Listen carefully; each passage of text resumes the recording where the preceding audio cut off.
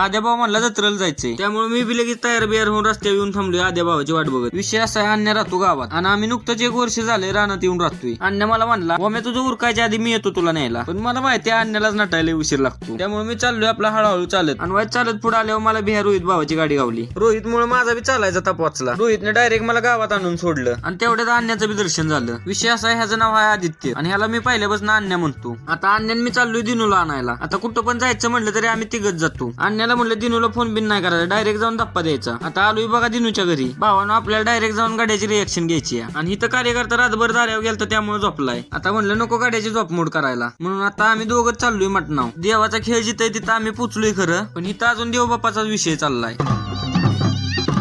तर इथं बसल्या बसल्या इथल्या पाहुण्यांना म्हणलं आपल्या एक युट्यूबला चॅनल आहे तेवढा सबस्क्राईब करा की. आणि थोड्याच वेळात पंक्ती पण बसल्या आणि त्या पंक्तीत आम्ही पण बसलो. आणि इथं बसल्या बसल्या ह्या पण पाहुण्यांना आपला चॅनल सबस्क्राईब करायला लावला. आणि नेहमी सारखं मटण आपलं काला